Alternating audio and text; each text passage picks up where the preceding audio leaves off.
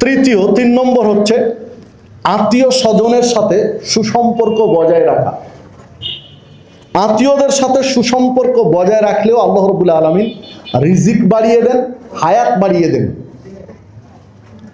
যেমনটি আল্লাহ রাসূল সাল্লাল্লাহু আলাইহি সাল্লাম বলেছেন, মান সাররাহু আন ইউবসাতা লাহু ফি রিজকিহি, যে ব্যক্তি চায় যে তার রিজিককে প্রশস্ত করে দেওয়া হোক, ওয়া ইউমসালাহু ফি আতারিহি, এবং তার হায়াতকে বৃদ্ধি করে দেওয়া হোক, তাকে লম্বা জীবন দেওয়া হোক, তার রিজিকে প্রশস্ততা দেওয়া হোক, রিজিক বাড়িয়ে দেওয়া হোক, এটা যদি কেউ চায় ফালিয়াসিল রহমাহু, তাহলে সে যেন তার নিকট আত্মীয়দের সাথে সুসম্পর্ক বজায় রাখে, দয়া করে।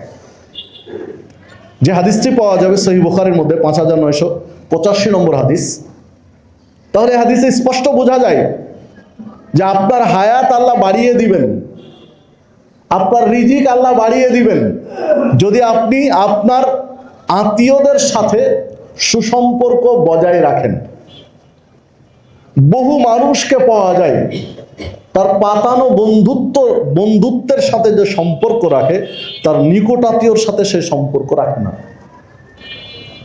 চলাফেরার ক্ষেত্রে, উঠা বসার ক্ষেত্রে, কর্মজীবনে যে বন্ধুগুলো হয়েছে তাদের সাথে যতটা সখ্যতা গড়ে তোলে, তাদের সাথে যতটা আন্তরিকতা বজায় রাখে, আত্মীয়দের সাথে ততটা আন্তরিকতা বজায় রাখে না। বহু মানুষ রয়েছে। কিন্তু ইসলামের দিক নির্দেশনায় স্পষ্ট যে আলোচনা, আত্মীয়দের সাথে, নিকট আত্মীয়র সাথে, রক্ত সম্পর্ক ব্যক্তিদের সাথে সুসম্পর্ক বজায় রাখলে আল্লাহ রাব্বুল আলামিন রিজিক বাড়িয়ে দেন, আল্লাহ রাব্বুল আলামিন তার হায়াত বাড়িয়ে দেন।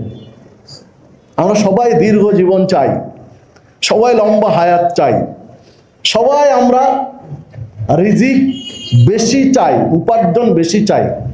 যদি এটা চাই তাহলে আপনার আত্মীয় স্বজনের সাথে ভালো ব্যবহার, ভালো আচরণ বজায় রাখতে হবে। তা রাসূল সাল্লাল্লাহু আলাইহি ওয়াসাল্লাম বহু পূর্বে আপনাকে আমাকে নসিহত করেছেন।